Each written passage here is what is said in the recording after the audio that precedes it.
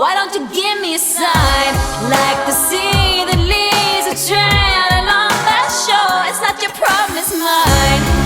Everybody thinks that I'm okay.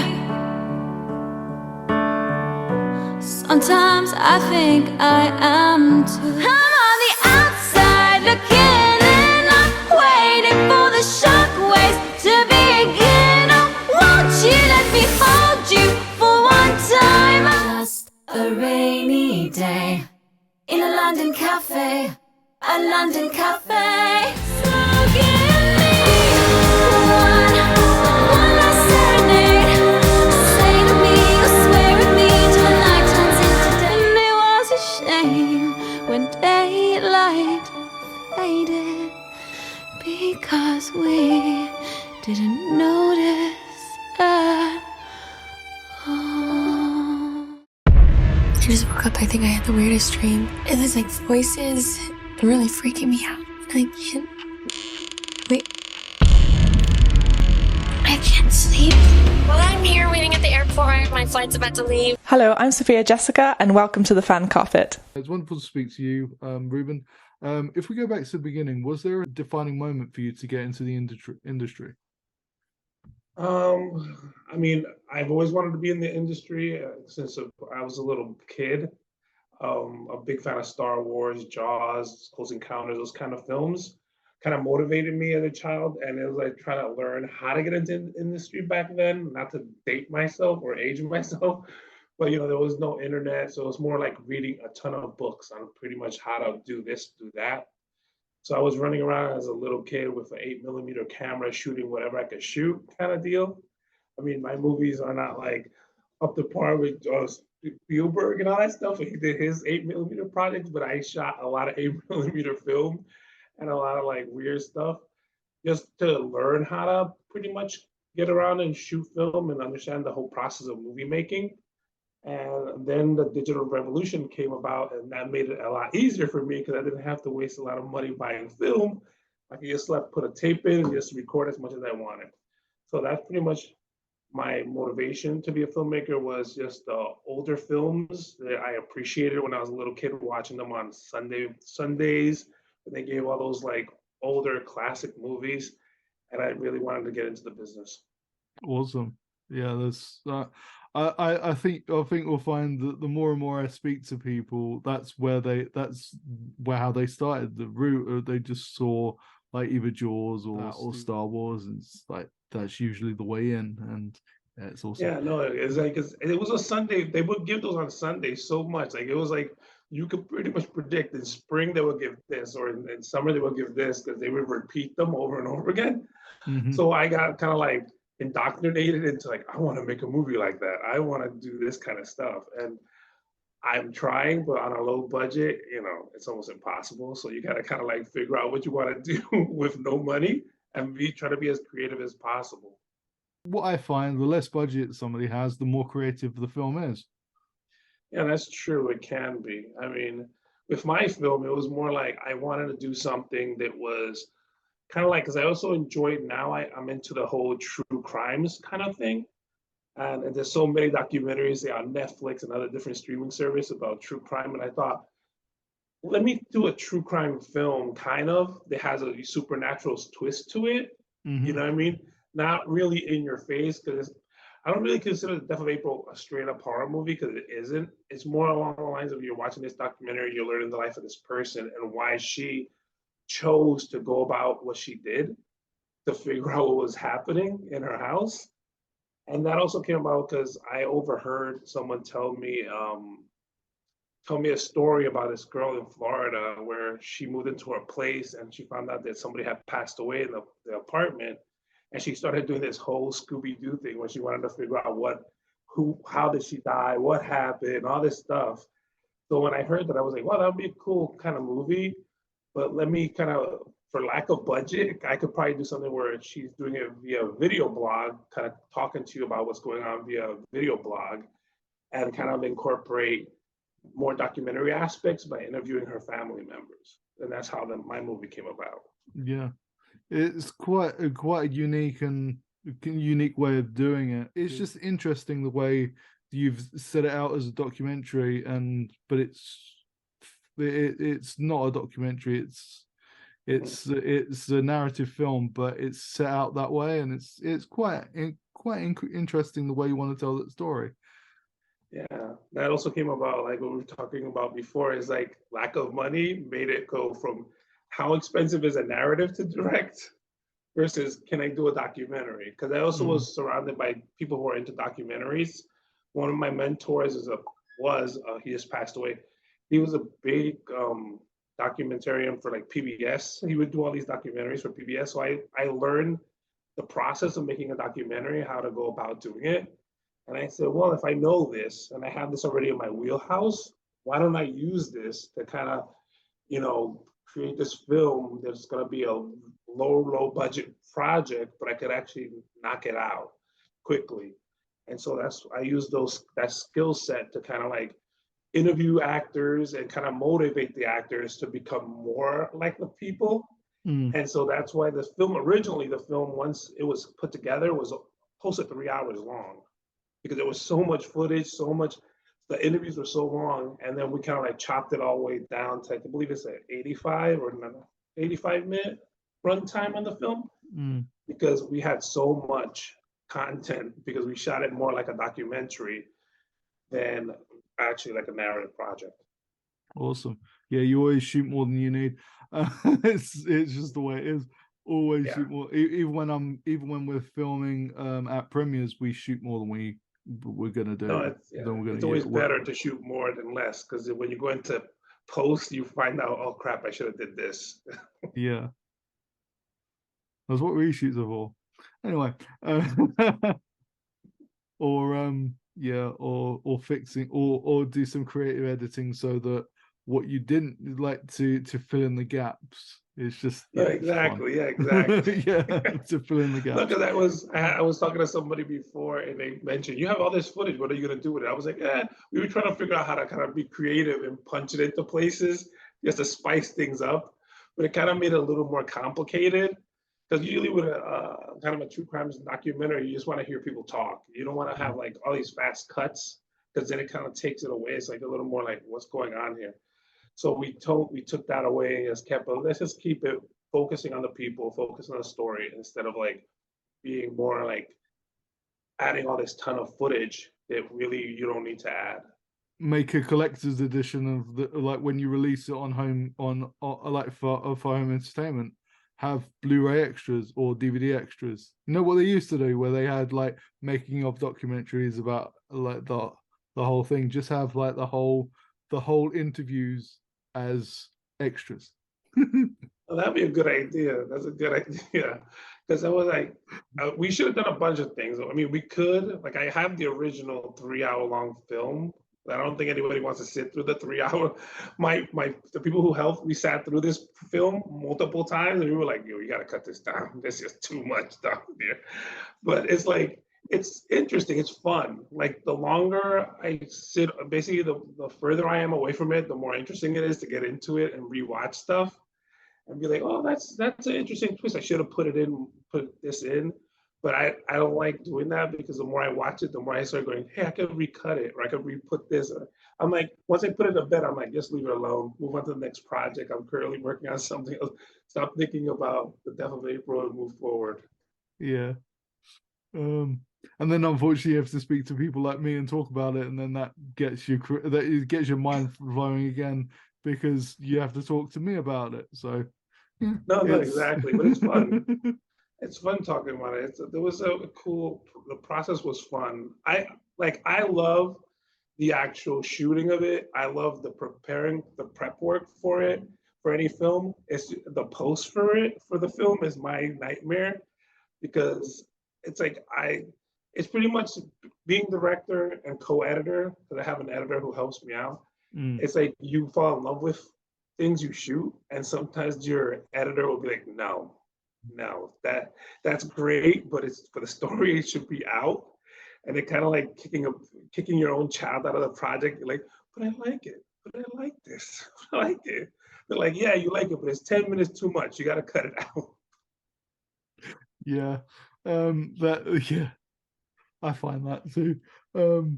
I was always with my with my business partner. I was always we were always butting heads about how long a video should actually be, because I don't mind like using the whole thing, but she wanted it short, snappy. Yeah, But no, that's what I get too. That's yeah, exactly the same. but yeah. But there's room for both. There's room for both. I mean, I watch as long as it's interesting. I'll watch an hour, and I do. I've watched like 3 hours. No, well, the last thing that I watched on YouTube that was like 7 hours, and that was interesting. So I just watched the whole thing in one sitting. Yeah. No, no, If I it's totally interesting. get you. I mean, I've gone into like some Netflix projects which are like 10 episodes, and I'll just binge watch the whole thing, and I love it. But there Mm. are some out there that are like you waste 6 hours watching. You're like, this could have been done in 3 hours. Or you just took 3 hours of my life away from me. Because it depends on the project, you know. Yeah, absolutely. I mean, I found that with the Hobbit trilogy. As much as I love Peter Jackson, and I love the like Middle Earth like world of the Yeah, Lord of the Rings, the Hobbit didn't need to be 3 films. It didn't. it's It true. It's true. it didn't. But then, I mean, to your point though, with the binge watching of true crime, well, it's not true crime, it's based on a book. But I just finished watching um One of Us Is Lying season 2 on Netflix. All Mhm. 10 episodes on Netflix. Dangerous for someone like me because I already loved the first season, and they gave me all 10 episodes, and it's like, okay, I'm gonna watch 3 episodes. I started watching 3 episodes, then 3 episodes, then 4 episodes, and then done. Mhm. Yeah, no, you're good. I have to, when I start something, I usually have to sit through the entire process. Yeah. So I'll be in front of my TV for like 14 hours or 10 hours watching stuff. Like I got into Stranger Things, but I think Stranger Things this time they didn't release the whole Mm. collection, they cut it. But normally they release the entire, like I think it was like 13 episodes, and I would just watch the entire 13 episodes. I can't just like watch two and walk away. I respect people who could do that. I'd be like, I'll watch two and I'll walk away and watch the other ones next week or something like that. I have a problem. I can't stop, so I have to Oh, watch everything. oh, I would have watched the whole thing. It wasn't a Yeah. case of not wanting to watch it. It was a case of I'd miss it because I'd fall asleep. Not because I wasn't Oh, enjoying it. I fall asleep at my desk. I start watching it, I fall asleep at my desk, and then I miss the next episode. It's like as soon oh, as I feel my ear, as soon as I feel my eyes getting heavy, um, I just pause it, go to bed, and then pick it up the next morning. Yeah, yeah, that's cool. otherwise would watch the whole thing in one sitting because I have done. So, I did that with Fate, the Fate the Wink Saga, season 2. Uh-huh. What can you tell me about Katrina Hughes's Meagan Mullen in The Death of April, where she fits in the story and what made her perfect to lead the film? She is a great person. She's a friend of mine, and she's actually a comic actor. I mean, you can find stuff on her online. She does a lot of really funny comedy bits and stuff. And she actually is currently, I believe, in a movie that's coming out. But we were friends, and I was developing the idea, and she was like, I showed her the script or the general idea, and she liked it. She was like, I could do this, and I was like, when you're an independent filmmaker and you have an actress who says, I could do this, I'm like, you got it. You got the part. Let's go. Let's try to work it out. And she did a great job. Like she actually worked really hard on like developing the character more of being this like. If you watch her in the movie and then you watch her other projects, you go like, wow, she really comes off like really young in this movie when she's not at all. So it's like she transformed herself a little bit where she kind of like fits that innocent young person who just moved out of her house and went to another place. She totally kind of like embodies that. But so if you wanted to compare her range, if you found her online and watched some of her bits, you'd be like, wow, she's like a completely different person. She doesn't seem like the girl who was in The Death of April, which is kind of cool as an actor because she could change herself. And she's a great worker. Like she wasn't just an actress; she actually helped us out with a lot of things. Like she was in there, like if we needed to carry equipment or she helped us with some set decorating. She was all around like a great person. Like she helped us completely on the set. That's awesome. That's awesome. Like that's awesome. That's what you want. Someone that's going to muck Yeah. in and do whatever they can to just help you make the best project that you can make. No, exactly. Especially Perfect. when you're as an indie filmmaker, kind of it's hard because I have friends who are actually like in the industry, and they want to help, but it's like they're unionized and they can't kind of get around to escape that thing, and you have to pay the fees to get them. And I'm like, well, we can't really afford that. And you have some actors who are more gung ho, even though like she was in the process of becoming a SAG actress and she still helped us. It was not a big deal for her. She was like, don't worry about it. You know what? I'll commit to this and I'm going to help you as much as I can. Like, even when she left, we had to do a couple of pickup shots and she was in California because she came to the East Coast to help shoot this. And then she went back and then we had to shoot a couple of things. And she actually shot them herself in California. She found locations and spots and she kind of did it for us. And I was like, oh, that's great. Thank you very much. So she's an all over like awesome person. And I can't wait to work with her again. Awesome. Do you have any memories from making The Death of April that you'll take with you for the rest of your career? The ending, without giving away the ending, it was just kind of like it encompassed what independent filmmaking is all about. Kind of, we hired a makeup artist who's actually a great makeup artist, but you know, Murphy's Law, if something's gonna happen, it's gonna happen. So we had this real big blood effect that was supposed to take place in the end of the movie. And we only had enough to do 3 takes of this effect. And lo and behold, on all 3 takes, the effect did not work. We had one that we tested out the day before, and it worked perfectly. We were like, oh, this is great. We have this. It's not going to be a problem. It's a pretty easy effect. It's just a blood gag. It'll work. No, it didn't. We tried it every single time when I don't want to give away stuff, but when she does something to somebody, there's supposed to be a lot of blood that comes out, and it just doesn't work. It didn't work at all. So we had to like put like a couple of digital blood effects into it, like little digital blood here and there, but I don't think even anybody notices it. But it didn't work, and it totally made the makeup artist depressed because of it. But we were like, we understand, because it's not like we had the budget. This is not Hollywood. If it was Hollywood, we would just do it 6 times or 7 times. It doesn't matter. But we just didn't have the budget to do it. But at every single time, except for the test shoot, we should have shot it when we did the first run of it. It only worked the first time. After that, the 3 other times we took it, the other 3 takes we did, nothing happened. It didn't work. Which is something I'll take away with me being there. I love doing independent, but sometimes you need that little bit of money just to, you know, to guarantee you get a shot. You know what I mean? It's like, if you need an effect, make sure you put the money into that effect so you can actually get the effect done. But it worked out anyway, so it's not a big deal. I mean, I know what's supposed to happen, but people who view the movie don't know, so it doesn't really matter. Yeah, I guess. Yeah, but challenging nonetheless. Can you talk about any of the challenges that you had while making The Death of April? That's a tough one. Let me see the challenges. I mean, this just evolving, the script evolved a bit more, because originally when it first was conceived, it was strictly all, you know, web blog based kind of deal. And then I moved away from that. And then I incorporated more of the true crimes aspect, where we interviewed her family members like a documentary. Mm-hmm. And then what was funny, a few years later, then a film Unfriended came out, which did the same thing, which was all like webcam based, where people are just talking to you. And that's what Death of April was originally. The whole entire, if I was to pull out the script and you would read it, be like, oh, okay. It was just gonna be like us right now talking on the computer, and we were gonna grab all this footage and edit it together.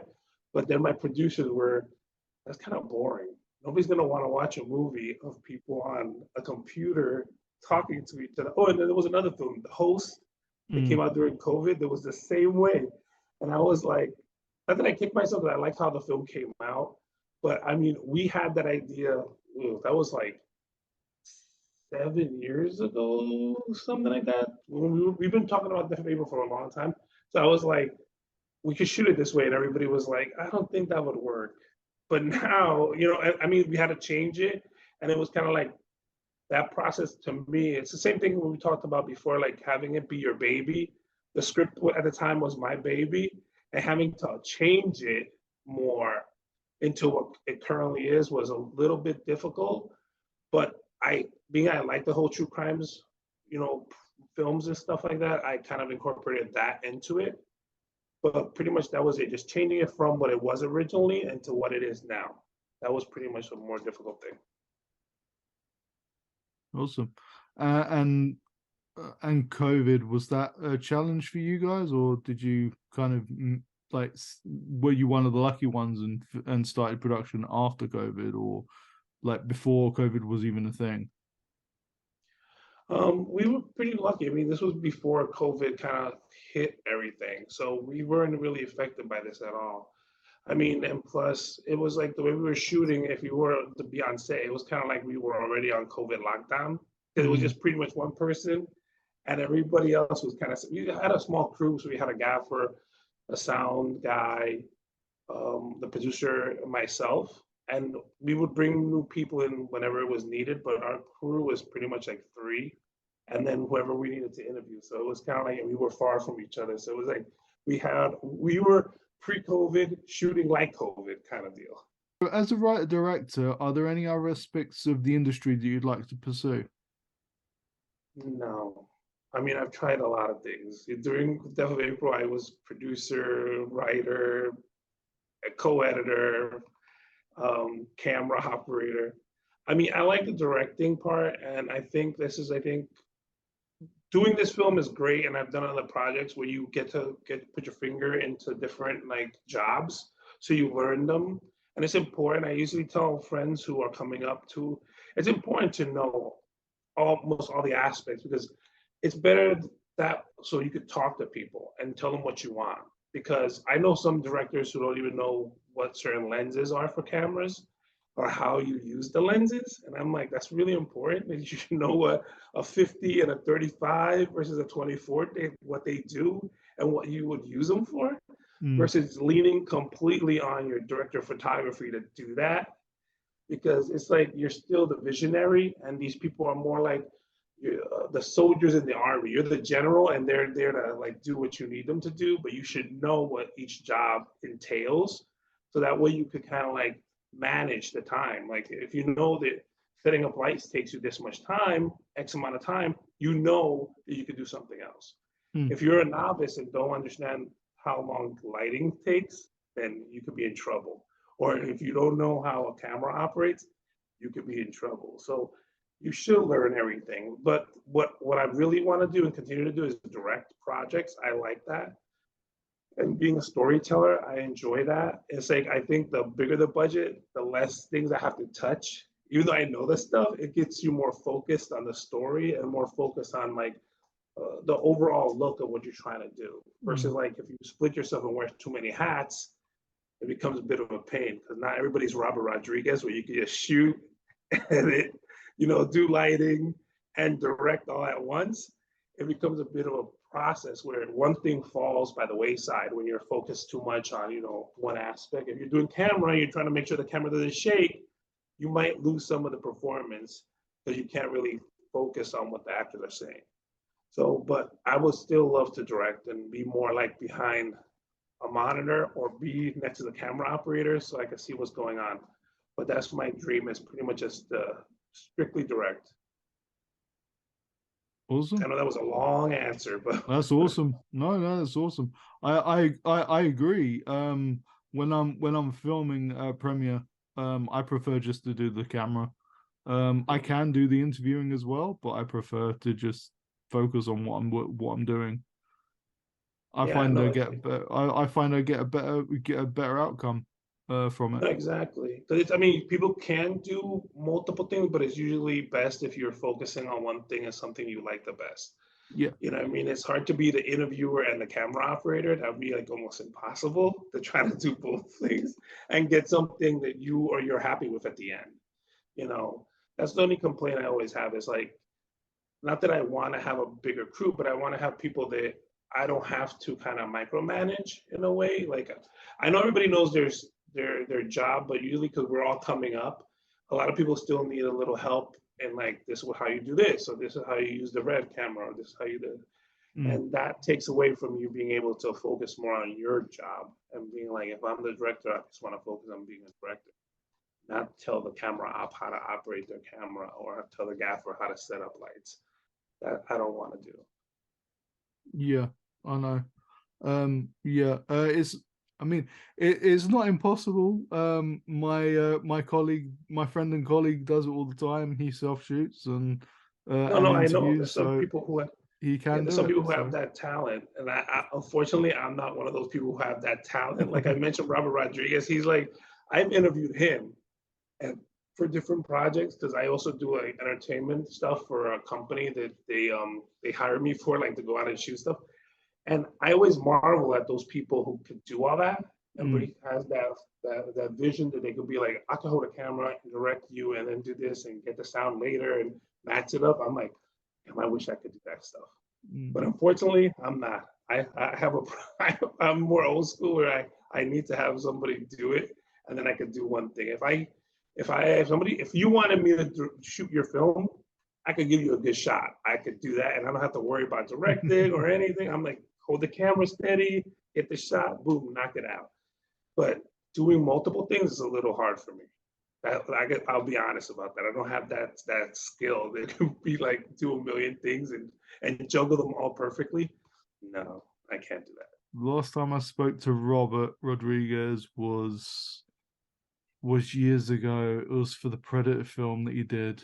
So it was years ago. But he's a cool guy. I like him. I like his films as well. The last film of his that I saw was Alita, Battle Angel. That was the That's the last one I thing I saw. interviewed him. Yeah, Yeah, I interviewed him at the Comic-Con for that film. Yeah, And he he's was a got. nice guy. He's really a nice guy. He's always there to like, give people advice. Like he just pretty much like my assistant who was there, she was like, oh, Ruben directs too. Ruben directs too. And he's like, oh, great. He goes, keep pushing, man. You got to keep pushing because the industry it's not an easy industry. You know what I mean? A lot of people get lucky and they get into the business. But if you look, there's a million films and a lot of people, you don't even know who they are. There's a million. If every year there's probably thousands of movies that come out, and people only probably know a handful of those directors or filmmakers. You know what I mean? It's like it's a very hard industry, so it's pretty much it's part luck and also part the struggle. You got to keep pushing it out there until somebody goes, "Hey, yeah, I remember that guy. He did this film." Yeah, absolutely. Yeah, he's a wonderful guy. One Christmas, all the Spy Kids films were on like one every day, so I watched one every day, because I hadn't seen them. But I like him. He makes good films. I like his films. He's good. Yeah. No, his stuff is like he's a quick filmmaker, and that's one of the things. Like even before him, that's what I was always training to be. It's like my short films were always shot in like a couple of hours, because I was always trying to, what can I do by myself, and how can I push this to be quicker? How can I set up lights really fast? How can I direct somebody to get a scene really quickly? Because I always thought like if I ever did move up, it's more about being efficient, and getting the shots. I understand that it's like once if you did become famous, you could be like a Scorsese or a Kubrick where you do like a million takes.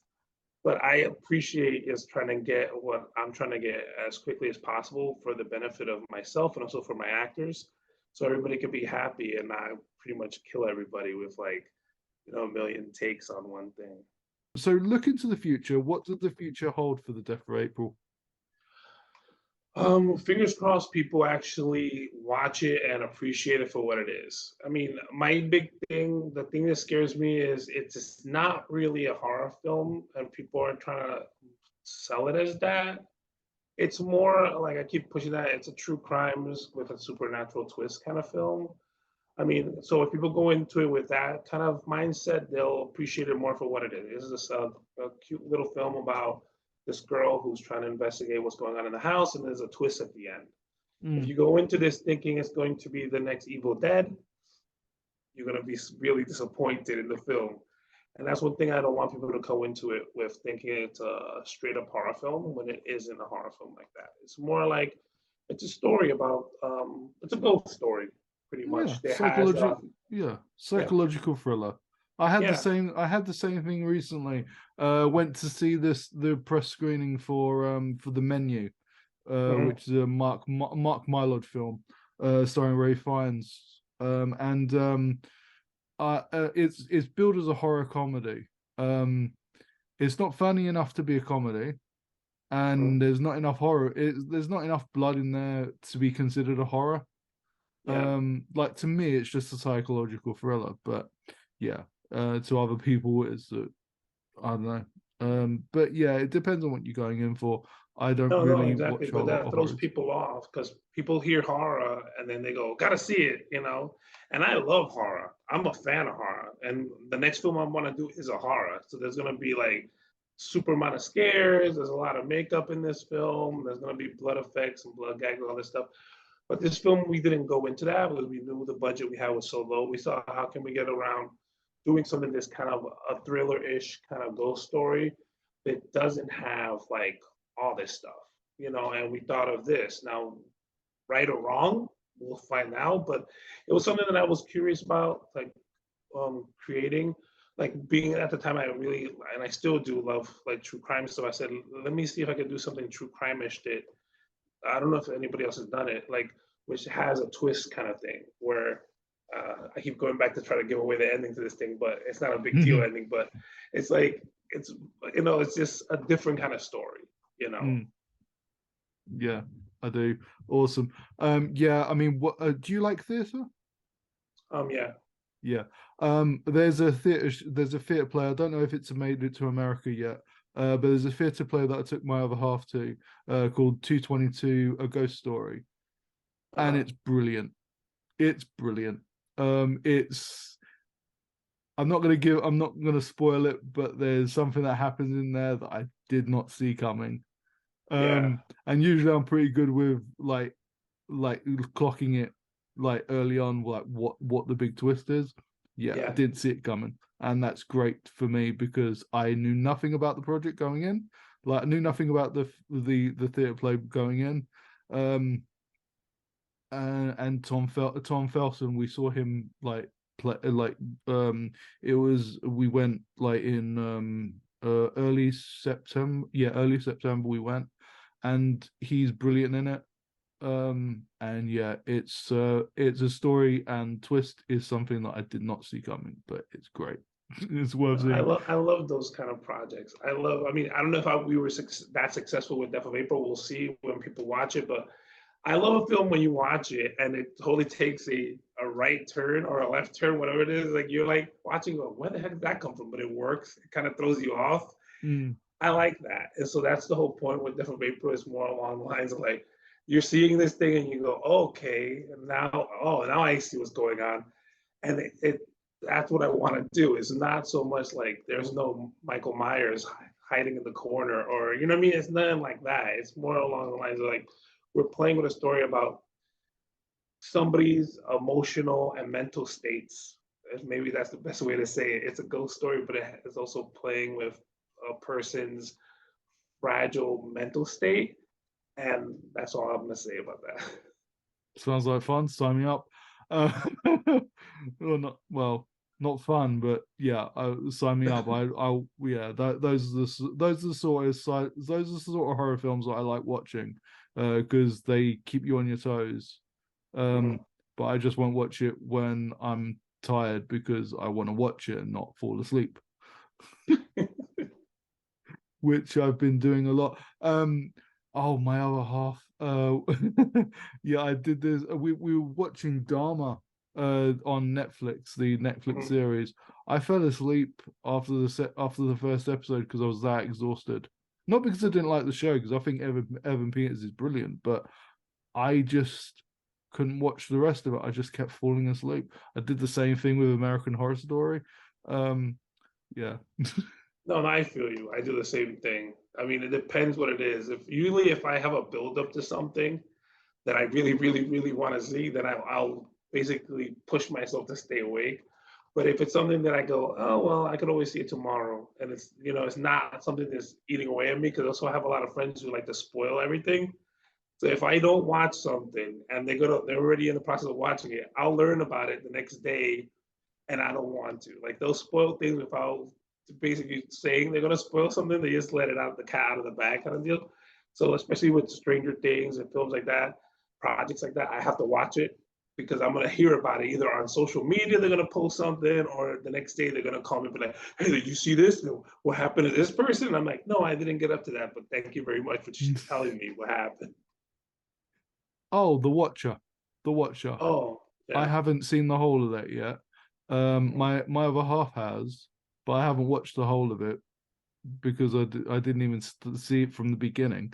I started watching it like episode 3 or something. And is really good. I want to see what happens next and what happened before. Yeah. What's Yeah. funny about that story, I actually work in that town. Oh, okay. Town of Westfield, New Jersey, and I know that house. I knew this story before it became a Netflix series, and I heard about it through, they had town meetings and they were discussing what was happening, which they don't talk about in the series. They were talking about these letters and all that stuff. And I remember sitting in on these meetings and this whole process, and I was like, this will make a good movie. This will make an interesting movie. But I never did anything about it. And then all of a sudden I hear years later, Netflix is doing a series. I'm like, oh, what an idiot. I should have did something about this. But yeah, no, I actually worked in the town of Westfield. So I know all about this story, but the actual true aspects of it. And I've seen the house and all that stuff like that. So it's pretty interesting. Yeah. Well, I'm interested. I want to see how. I want to watch the whole series from the first episode. No, it's good. It's creepy. And the true life stuff is very creepy. Yeah, it is. Just what I've seen is already creepy. It's got me intrigued. I just want to see the rest of it and the beginning. I'll watch it. I'll definitely watch it. So, what are you hoping the audiences and fans will take away from the Death of April when they get to see it? That you could do something decent with a very low budget.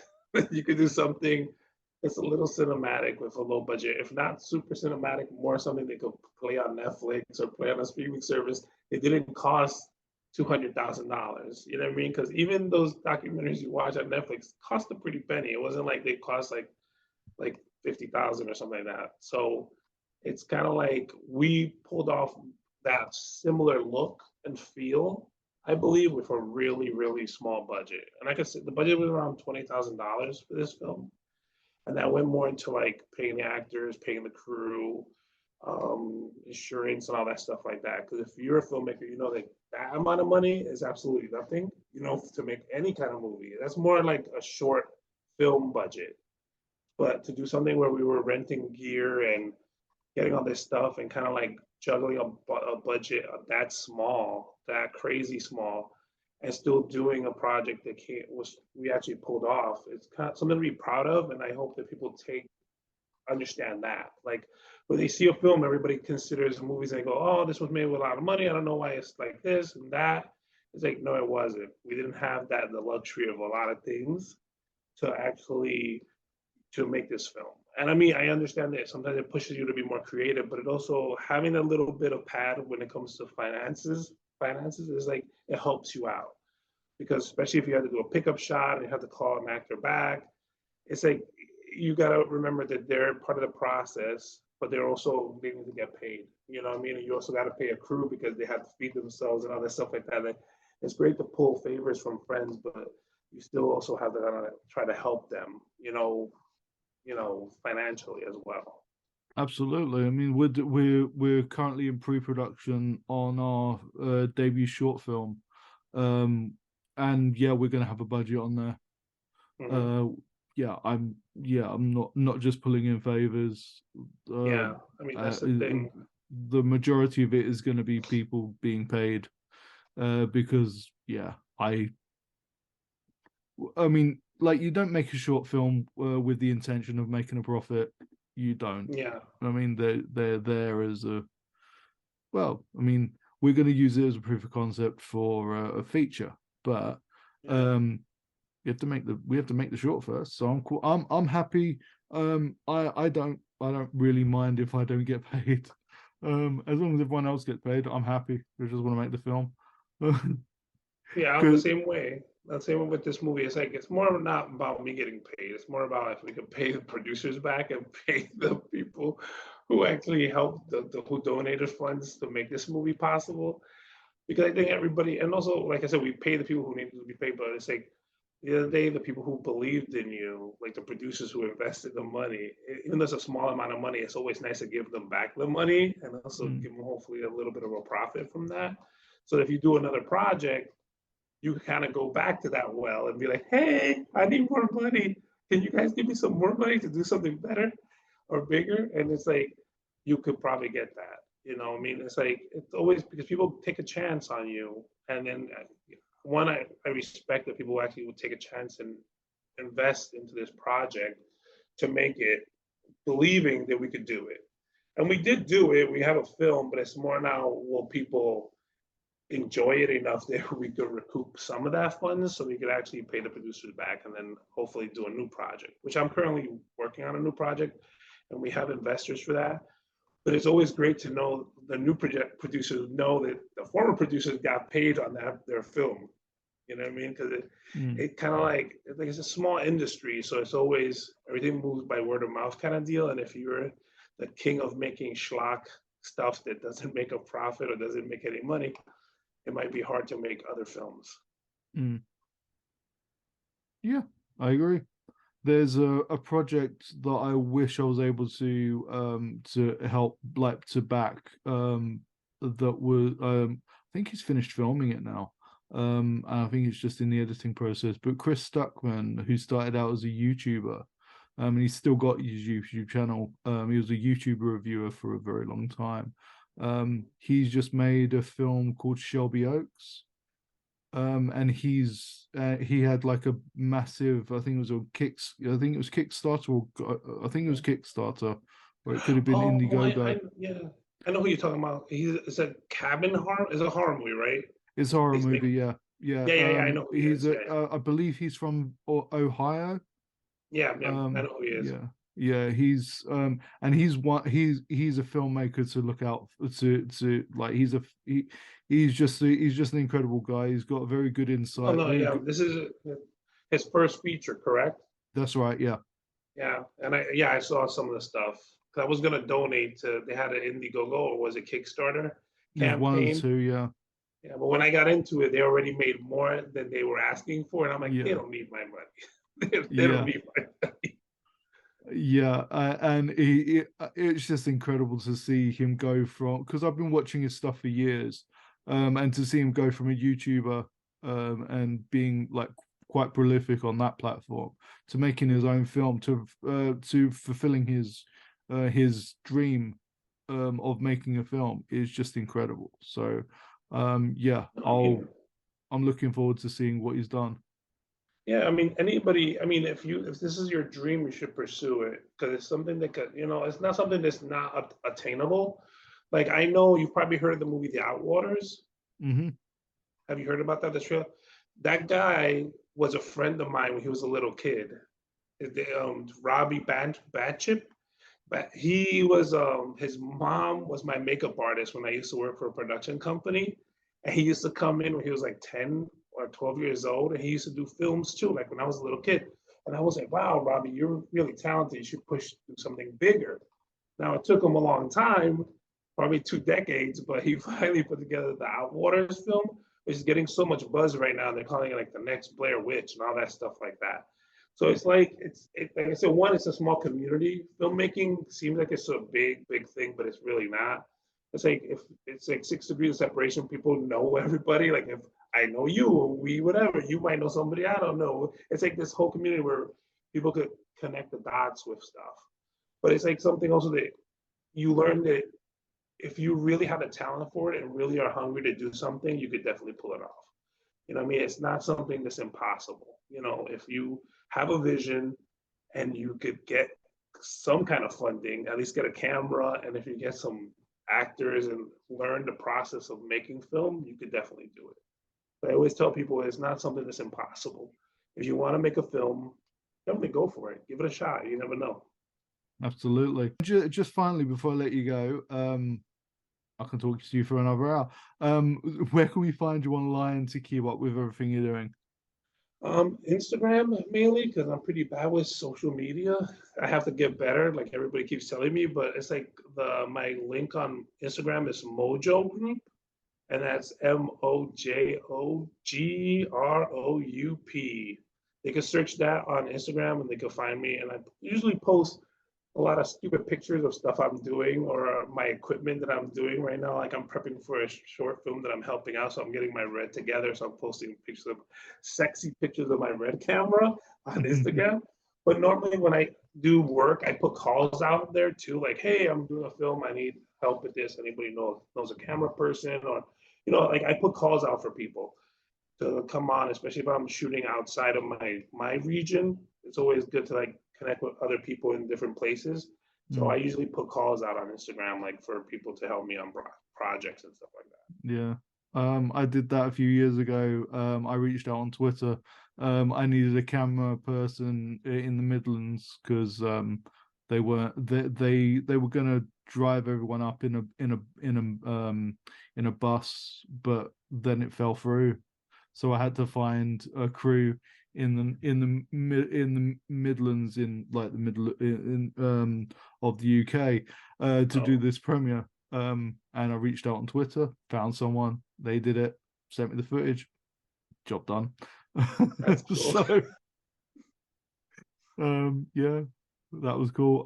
Otherwise we wouldn't have got to speak to Cillian Murphy. So Yeah. but yeah. All right, Ruben. Well, this has been incredible.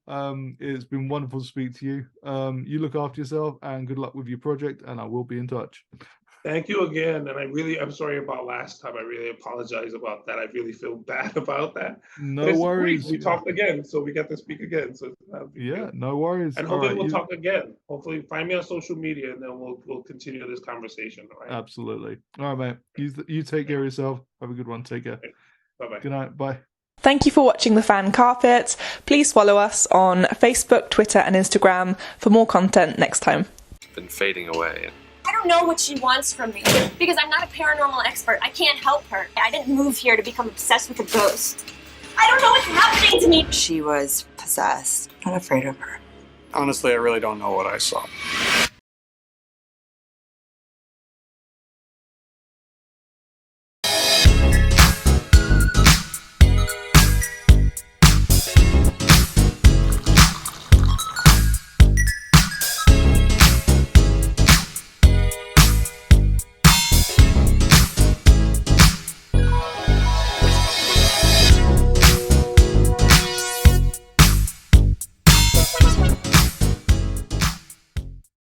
I'm here on the largest of the Balearic Islands, Mallorca, with the turquoise waters of the Mediterranean Sea, beautiful mountainous landscape, the thriving city of Palma, quaint little market towns, a growing number of luxury hotels. It's no surprise that the likes of Audrey Hepburn and Elizabeth Taylor like to holiday here. So come and join me as I take you round Mallorca.